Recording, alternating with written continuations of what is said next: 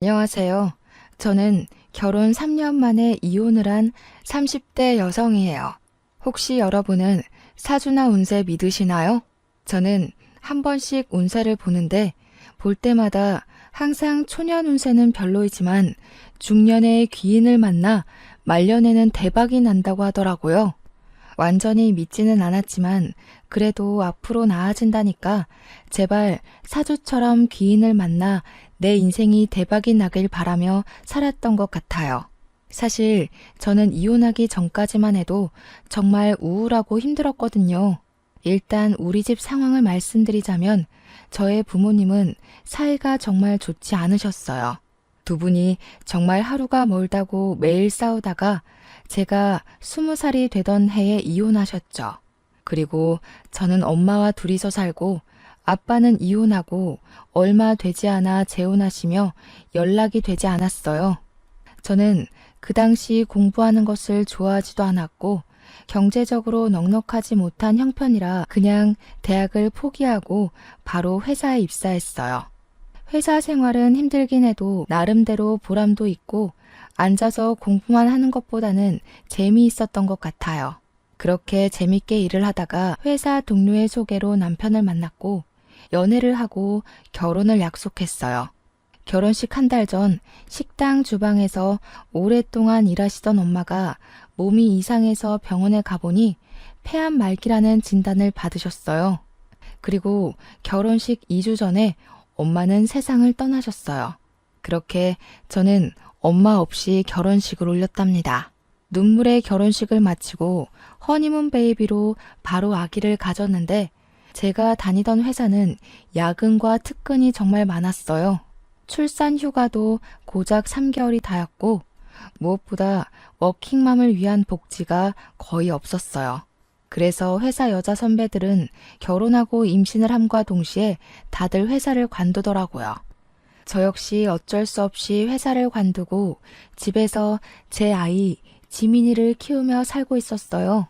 시간이 흘러 아이가 2살이 되자 저는 어린이집에 지민이를 보내고 간단한 아르바이트라도 구해보려 했지만 시간이 애매해서 마땅한 일자리를 찾지 못하고 있었죠. 반면에 동서는 학교 다닐 때부터 공부도 잘했고 전교 회장도 몇 번 했다고 해요.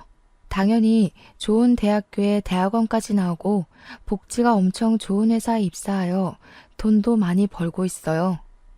그래서인지 시댁에 다달이 용돈도 많이 드린다고 하더라고요. 게다가 어른들에게 말도 잘하고 싹싹해서 시댁 동네에선 최고의 며느리라는 소문이 자자해요. 무엇보다 친정도 부유하고 동서와 같은 동네에 살아서 아기가 아프거나 무슨 일이 생기면 언제든지 맡기고 출근을 할 수도 있어요.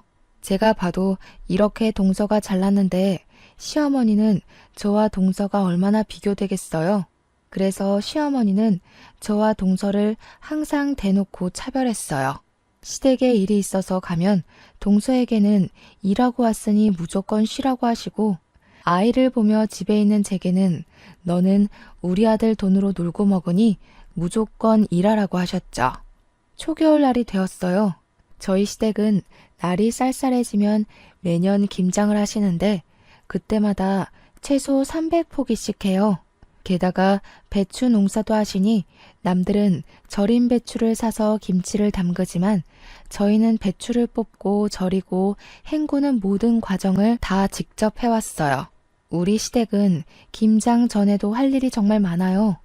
처음에는 지민이가 너무 어리고 남편과 도련님과 동서는 출근해야 하니 아무도 도와줄 사람이 없어 시부모님 2분이 배추를 뽑고 절이고 헹구셨어요. 그런데 올해부터는 지민이가 어린이집에 가니 낮에 와서 일 좀 하라고 하시는 거예요.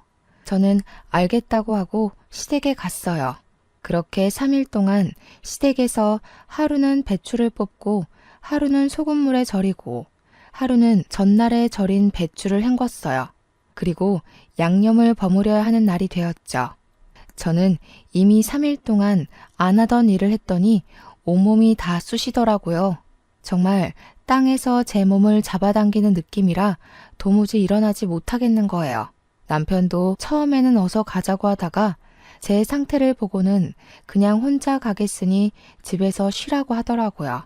집에서 아이를 데리고 쉬고 있는데 시어머니한테 전화가 왔어요.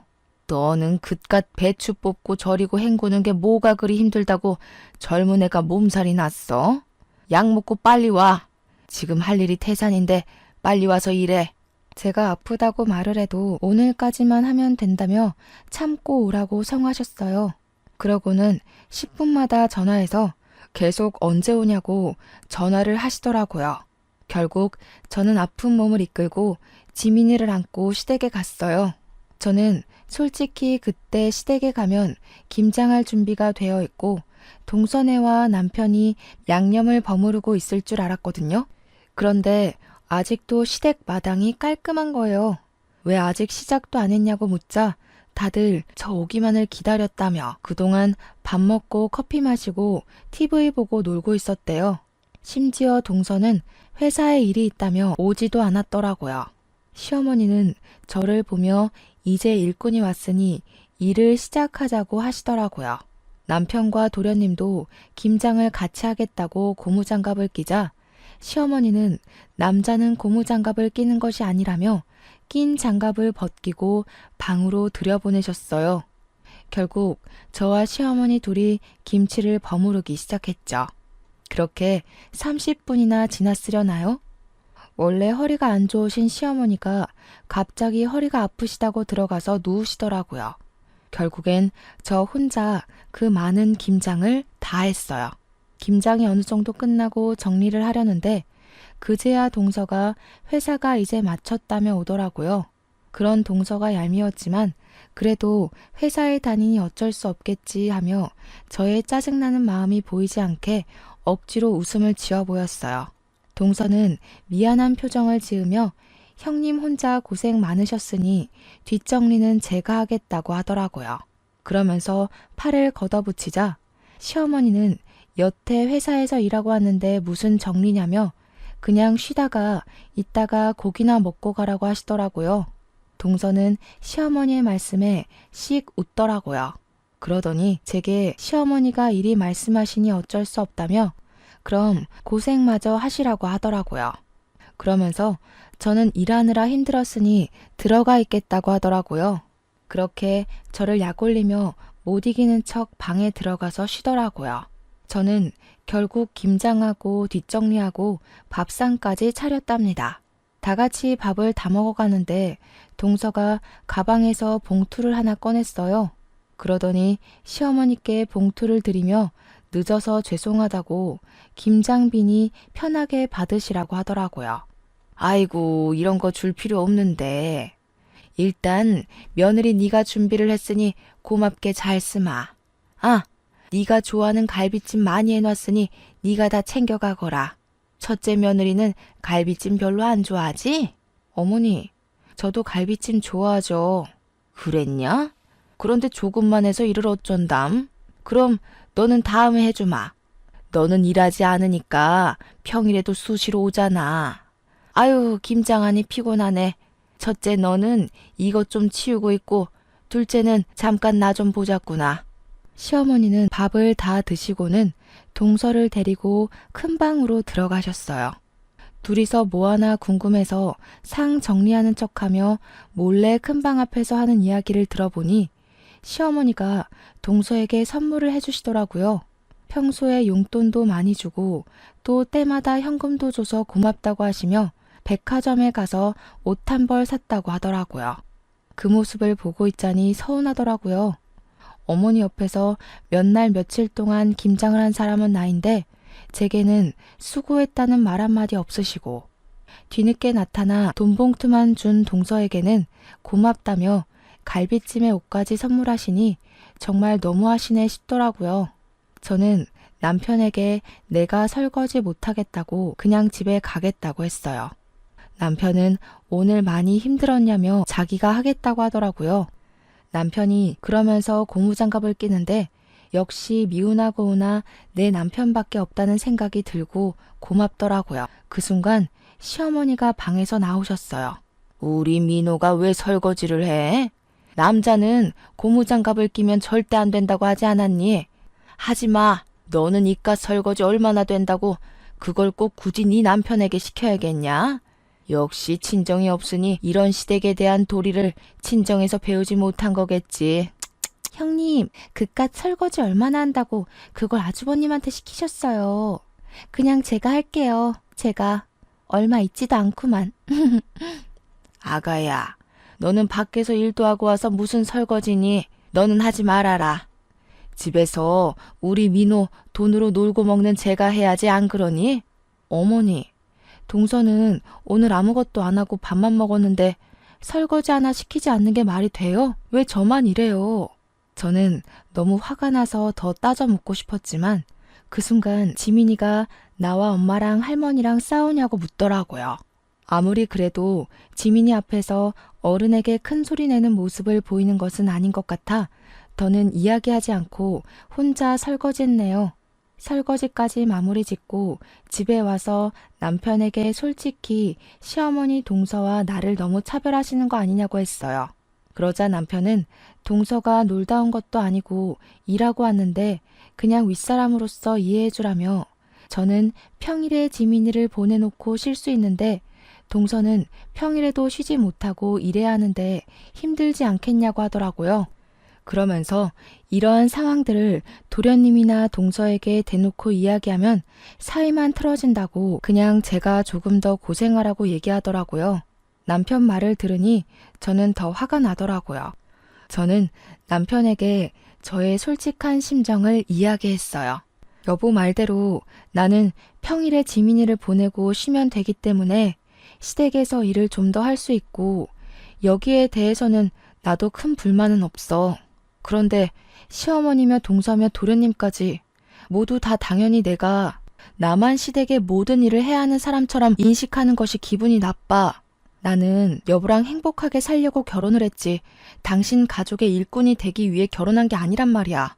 저의 이야기에 남편도 잠시 생각을 해보더니 제 마음을 이해하겠다며 앞으로는 절대 이런 일 없을 것이고 이러지 않도록 중간에서 잘하겠다고 하더라고요. 저는 그런 남편을 철석같이 믿었어요.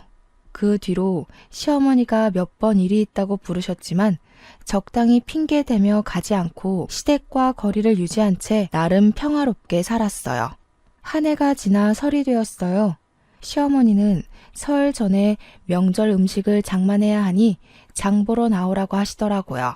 장 보러 가는데 시간이 얼마나 걸리겠어 하고 가벼운 마음으로 나갔지만 한 짐 들고 집에 와서 정리하고 재료까지 손질하니 어느새 하루가 다 지나더라고요. 그리고 연휴 첫날 동서는 회사에 급한 일이 생겼다며 또 늦게 온다고 하더라고요. 남편은 전날 오랜만에 친구들을 만나 밤 늦게까지 술을 마셔서 술병이 났어요. 어쩔 수 없이 저와 시어머니 둘이서 음식 장만을 시작했는데 조금 하더니 시어머니는 또 허리가 아프시다고 누우시는 거예요. 그래서 저 혼자 전을 다 붙이고 정리까지 끝내고 이제 허리 좀 펴보려는데 동서가 늦어서 죄송하다며 오더라고요. 아이고 우리 둘째 며느리 일하느라 힘들지? 밥도 아직 못 먹었겠네. 어서 밥 먹자. 첫째 너는 정리 다 했으니 어서 밥 차려라. 어머니, 저 여태 전 부치고 정리하느라 허리를 이제야 펴네요.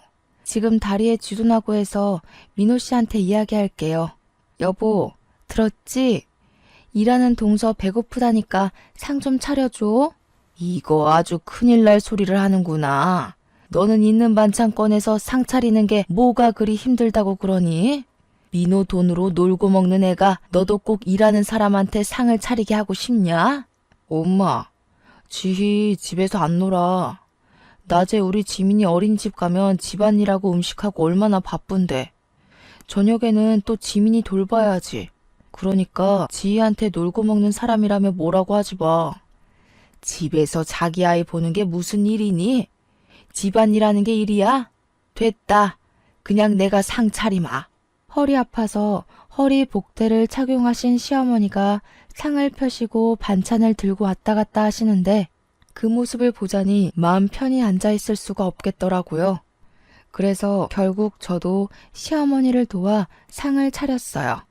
그런데 시어머니가 밥을 푸시는데 남편과 동서, 도련님에게는 따뜻한 밥을 주시고 제게는 먹다 남은 차가운 밥을 주시는 거예요.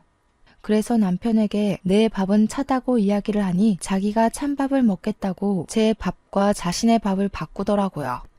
바깥이라는 민호에게 찬밥을 왜 주니? 첫째 네가 먹어. 자고로 남자는 따뜻한 밥 먹어야지 밖에서도 일을 잘하는 거야. 어머니, 저도 어제부터 음식 장만하는 거 도와드리느라 좀 힘들어요. 저도 따뜻한 밥 먹고 싶어요. 어머, 형님, 그깟 따뜻한 밥이 뭐라고. 형님 먹는 거에 욕심이 많으신가 봐요. 저번에 갈비찜도 어머니가 저만 주셔서 기분 상해 보이시더니 그렇게 먹는 거에 욕심내면 살쪄요. 동서, 그게 할 소리야?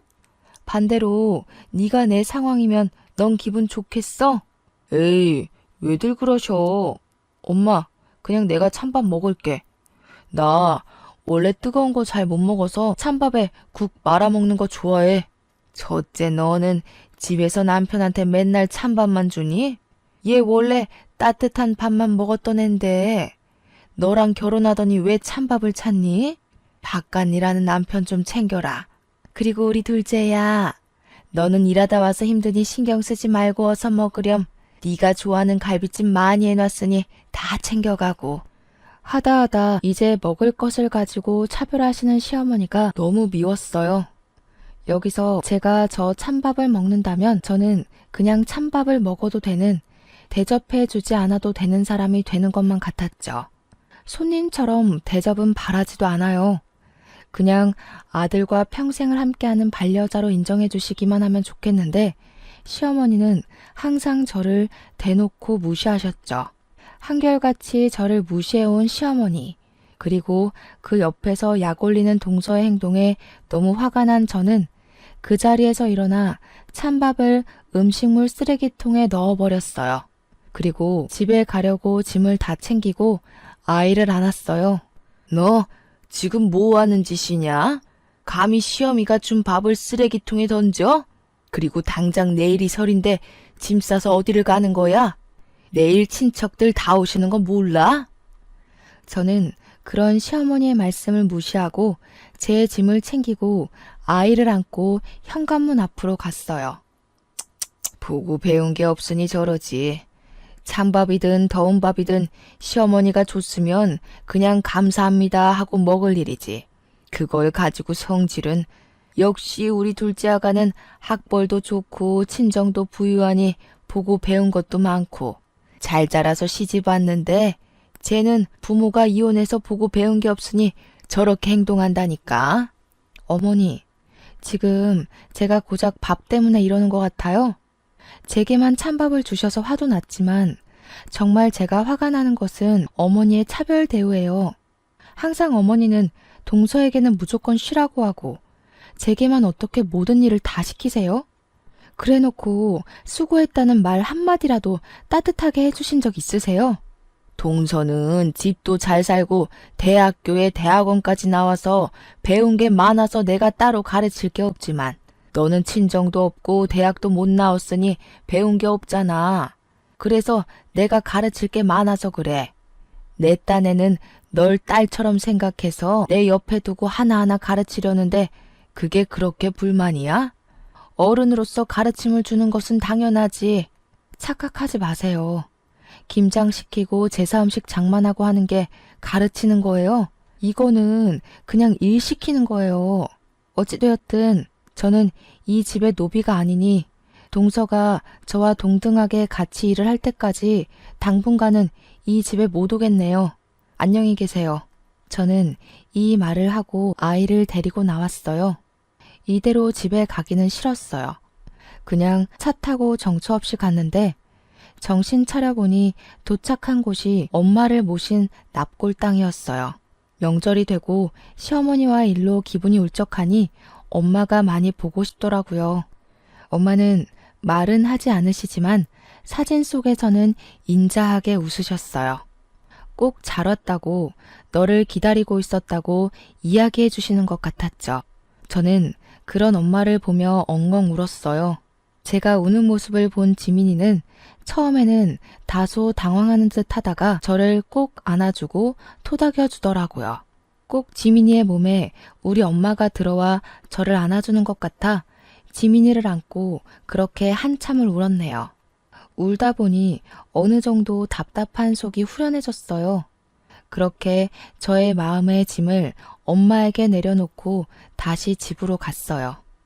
저는 제가 그렇게 시댁에서 나와서 남편이 집에 와 있을 줄 알았어요. 그런데 집은 텅 비어 있더라고요. 남편은 명절 당일에도 오지도 않고 연락도 없었어요. 연휴 마지막 날 밤늦게서야 집에 들어오더라고요.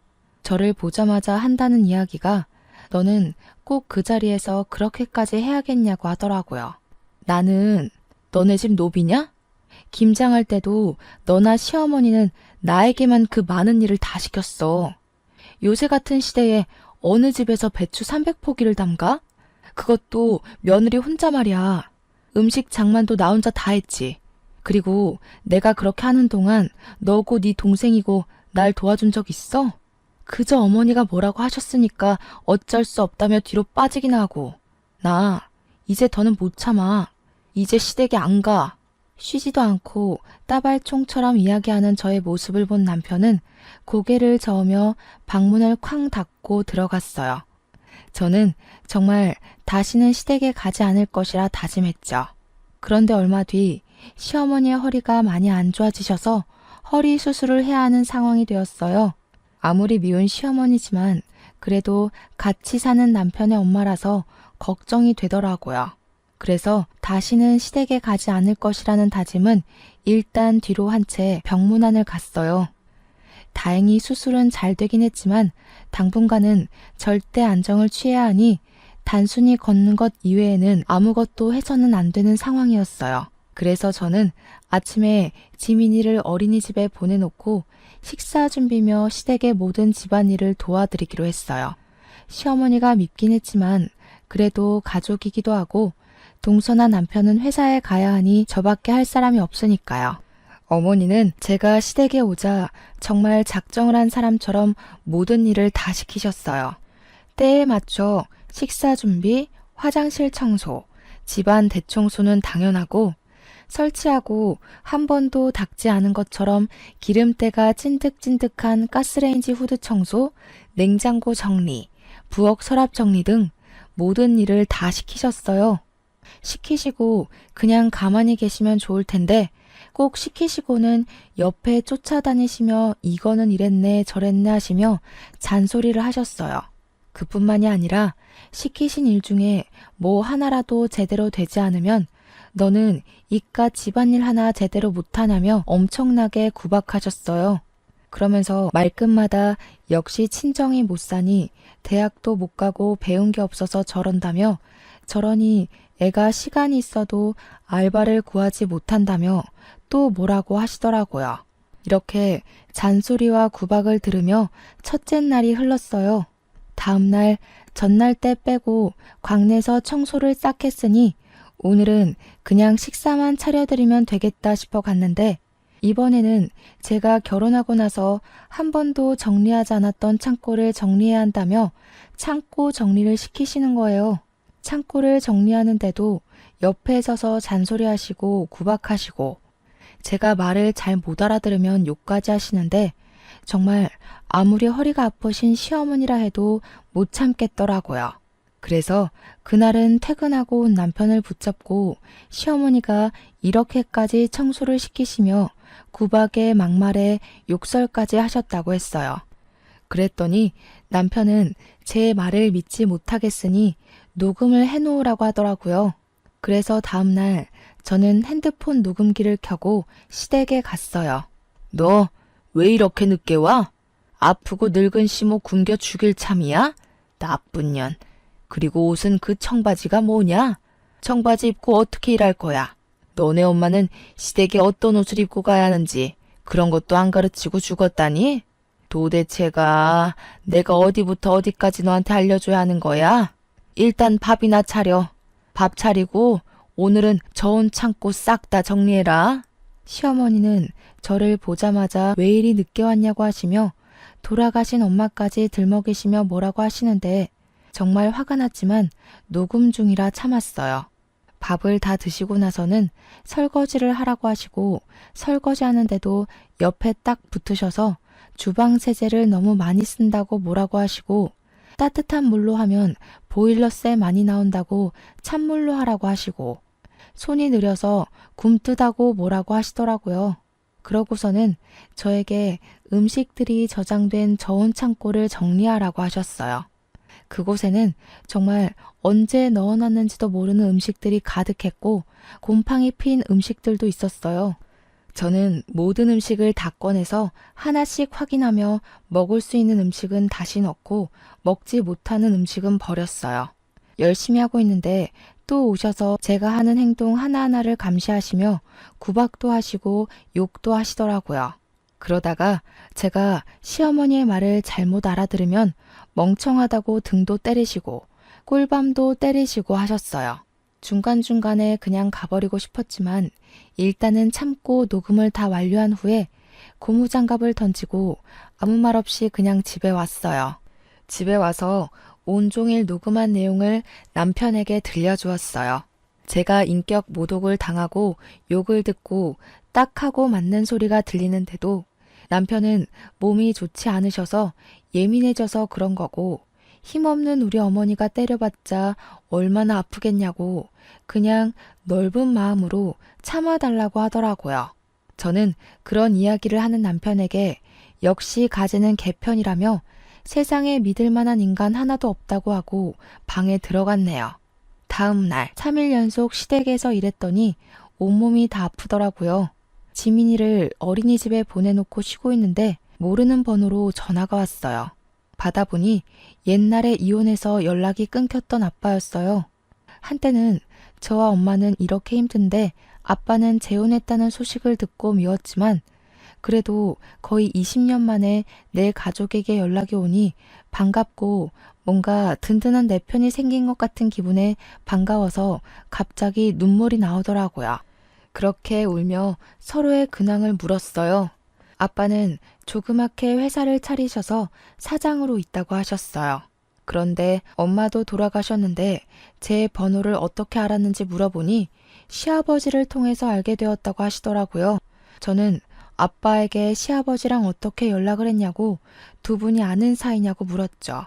알고 보니 아빠가 10년 정도 전에 길을 가다가 뇌출혈로 쓰러진 적이 있었는데 그때 시아버지가 빨리 아빠를 발견해서 사실 수 있었다고 해요. 그 후 몸을 회복하신 아빠와 시아버지가 연락을 주고받고 지내셨대요. 그러면서 서로가 무슨 일을 하는지도 자연스레 알게 되셨는데 그 당시 시아버지는 사업이 잘 되지 않아서 회사가 거의 망하기 직전이었고 아빠는 동종업계에서 사업이 잘 돼서 돈도 많았고 좋은 거래처도 많이 알고 있었어요.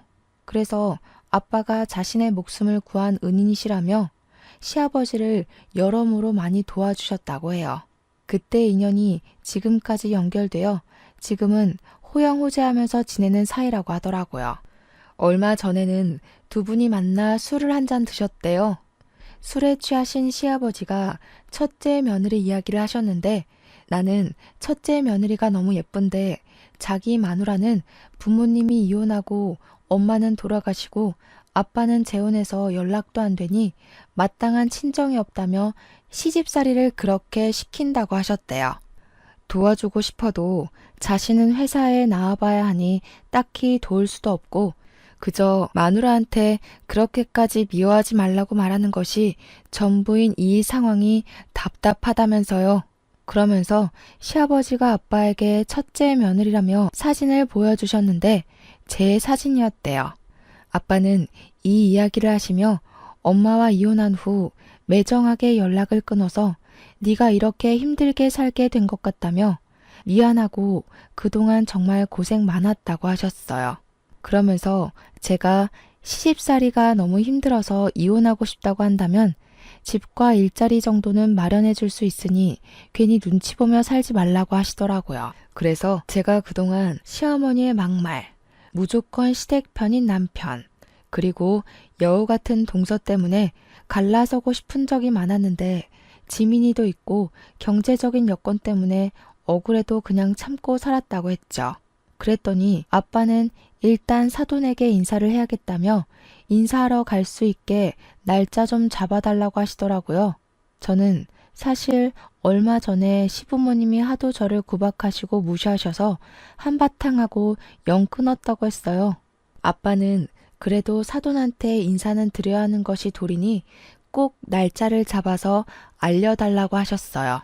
저는 아빠와 전화를 끊고 바로 시어머니께 전화를 드렸어요. 그리고 저희 친정 아빠가 연락됐는데 시부모님께 인사를 드리고 싶어 하시니 시간 될 때 알려달라고 했어요. 시어머니는 축하한다는 말은커녕 아빠가 뭐하고 사시는지부터 궁금해 하시더라고요. 그래서 아빠에게 들은 대로 그냥 조그마하게 회사를 운영하고 있다고 했죠. 그랬더니 시어머니는 요새 사업하다가 망하는 사람들이 많다던데 괜히 너네 아빠랑 인제 와서 연락돼서 우리 민호가 번 돈이 다 거기로 흘러가지는 않을까 모르겠다며 어쨌든 주말에 시간 비워둘 테니 오라고 하라고 하시곤 끊으셨어요. 애초에 시어머니의 축하는 바라지도 않았지만 그래도 어머니의 날이 선 말투에 기분이 좋지는 않더라고요. 그리고 약속한 날 저는 거의 20년 만에 아빠를 만났어요. 제 기억 속의 아빠는 주름살이 하나 없고 머리숱도 많았는데 그날 본 아빠는 주름살도 자글자글하고 머리카락도 거의 없으셨어요. 저는 변해버린 아빠의 모습이 반갑기도 하고 그런 아빠의 손을 오랜만에 잡고 함께 시댁으로 향했어요. 시댁에는 동선의 부부도 있었어요. 아빠는 준비하신 과일 바구니를 건네시며 지희의 아빠 되는 사람이라고 하며 허리를 90도로 굽혀 인사하시더라고요. 시어머니는 그런 아빠를 보면서 떨떠름한 표정을 지으셨어요. 내가 허리가 아파서 음식을 하나도 못했고 둘째 며느리는 회사 다니느라 바빠서 주말에는 아무것도 못해요. 그래서 음식장만도 하지 못해서 음료수도 사둔 게 없네요. 그냥 맹물이나 한 잔 드세요. 저는 솔직히 상다리 휘어지게는 아니더라도 명색이 첫인사인데 간단한 다과라도 준비해 주실 줄 알았거든요. 그런데 이렇게 주스 한 잔도 없이 맹물만 주시는 시어머니 모습에 정말 온갖 정이 다 떨어지더라고요. 인제 와서 하는 얘긴데 첫째 며느리가 친정도 없고 본 적도 없이 자라온 애라서 가르치느라 너무 힘들었어요. 우리 둘째 아가는 친정도 부유하고 학벌도 좋아서 가르칠 것이 하나도 없는데 말이죠. 그래도 첫째 며느리를 딸처럼 생각해서 많이 가르쳤네요. 네, 딸처럼 생각해 주셨다니 감사하네요. 말씀대로 그동안 제 딸이 잘못 배웠으니 이제라도 제가 하나씩 가르치려고 합니다. 일단 돈 관리하는 것부터 가르쳐야 할 것 같아서 딸에게 건물 하나 주려고요. 건물이요? 얼마짜린데요? 거기 시세가 한 25억은 되거든요. 그 건물에 상가가 다 들어서 있고 안정적으로 장사를 하고 있으니 월세를 꼬박 받으면 한 달에 400만 원은 벌 수 있을 것 같더라고요. 회사도 안 다니는데 집에서 놀고 먹으면서요. 뭐요? 400만 원? 시어머니도 놀랐지만 저도 깜짝 놀랐어요. 순식간에 저는 조물주보다 높다는 건물주가 되어 매달 한 달 월급만큼의 돈을 받게 된다는데 이게 쉽게 믿어질 리가 없잖아요. 아빠는 그런 저의 손을 잡고 씩 웃으셨어요. 시어머니는 도대체 뭐를 하시길래 그런 건물이 있냐면서 명함이라도 있으면 달라고 하셨어요.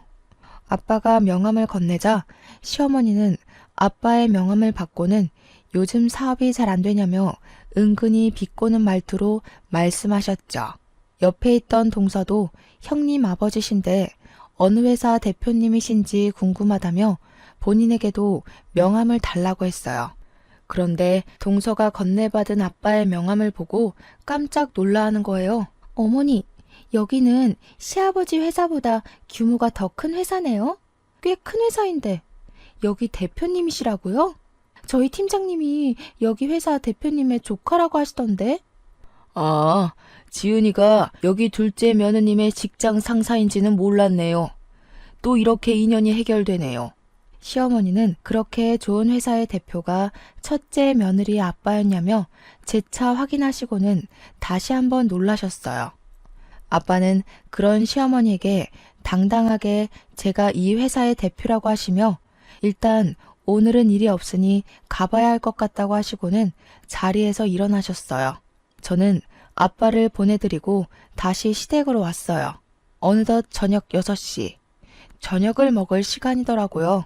어머니, 벌써 저녁 6시인데 저녁 식사하셔야죠.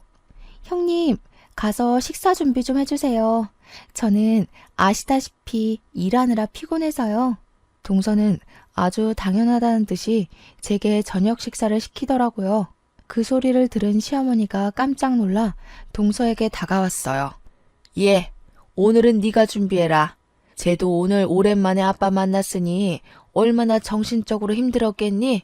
저는 그래도 회사에서 일하는데 오늘 하루는 푹 쉬어야죠. 형님은 집에서 노시는데? 쉬긴 뭘 쉬니?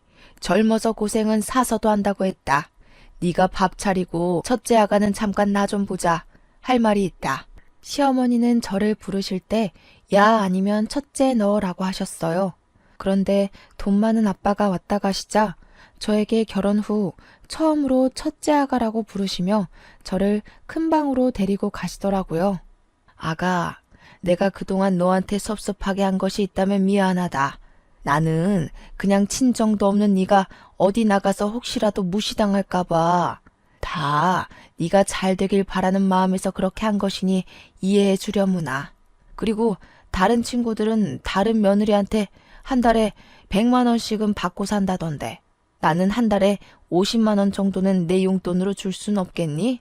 병원비도 있고 생활비도 있고 조금 힘들어서 말이야. 이제 동서보다 제가 돈을 더 잘 벌게 생겼으니 어머니 상황이 역전되셨네요. 아가야, 무슨 말을 그리 서운하게 하니? 그런 게 아니라 그냥 서로 돕고 살자는 거지. 어머니는 저 혼자 김치 300포기 담그고 명절 음식 준비할 때 한 번이라도 도와주신 적 있으셨어요? 허리가 아프시지 직접 도와주시지는 못해도 누구한테 힘들 테니 도와주라고 한 적 있으셨나요? 그러기는커녕 아무 일 못하게 하시고 저 혼자만 일 다 시켜놓고는 인제 와서 서로 돕고 도와주는 척 하시는 건가요? 시어머니는 저의 말에 아무 대답도 못하고 그저 당황해만 하셨어요.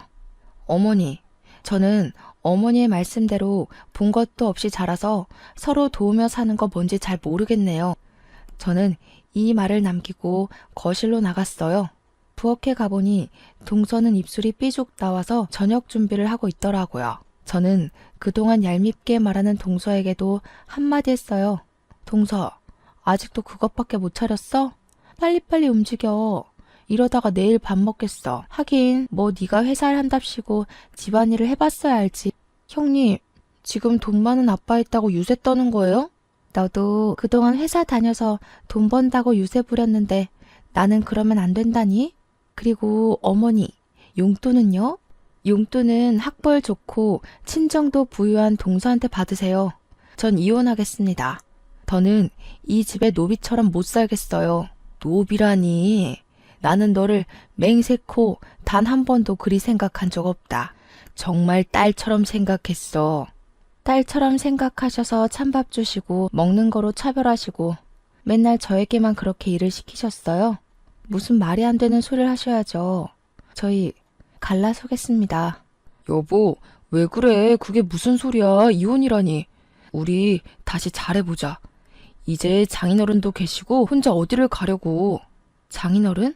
너 이제 이혼해서 마누라도 없는데 네가 장인어른이 어딨니? 그리고 내가 우리 아이 챙겨서 갈 거야.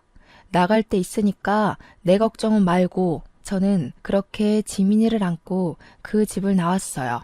남편과 시어머니는 갑작스러운 저의 이혼 선언에 황당해하며 저를 붙잡았지만 이미 마음이 확고해진 저는 미련 없이 그 집을 떠났어요. 그리고 아빠가 마련해 주신 새로운 보금자리로 갔어요. 다음 날 저는 근처 신경정신과에서 시댁의 스트레스로 인해 정신적인 피해를 보았다는 처방전을 끊었어요.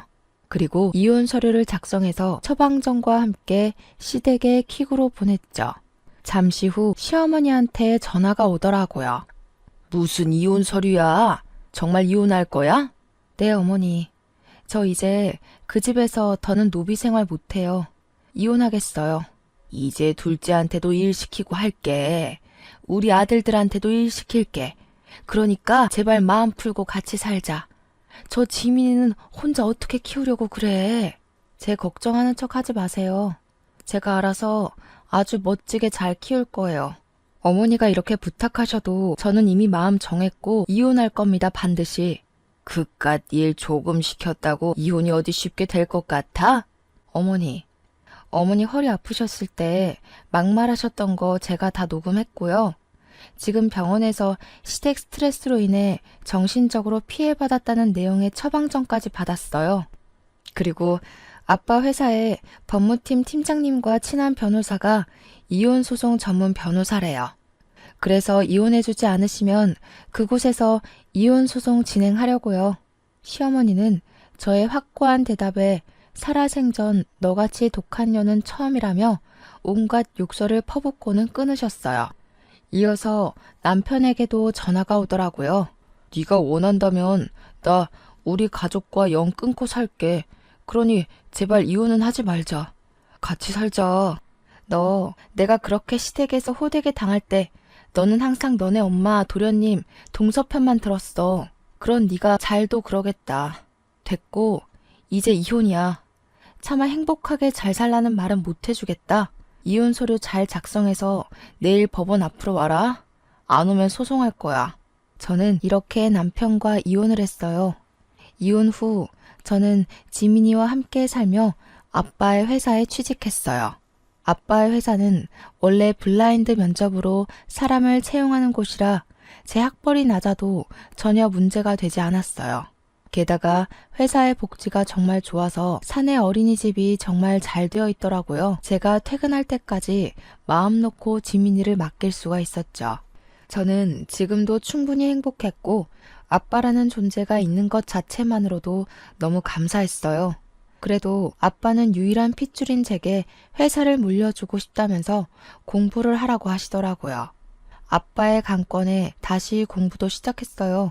워낙 공부에 재능이 없던 저이지만 그동안 학벌이 낮다고 무시하던 전 시모의 얼굴을 생각하며 내가 꼭 잘 돼서 복수한다는 마음으로 눈에 불을 켜고 공부하고 있네요. 결혼 후 제게 전혀 도움이 되지 않는 사람이라 여겼는데 이렇게 제게 도움을 주기는 하네요.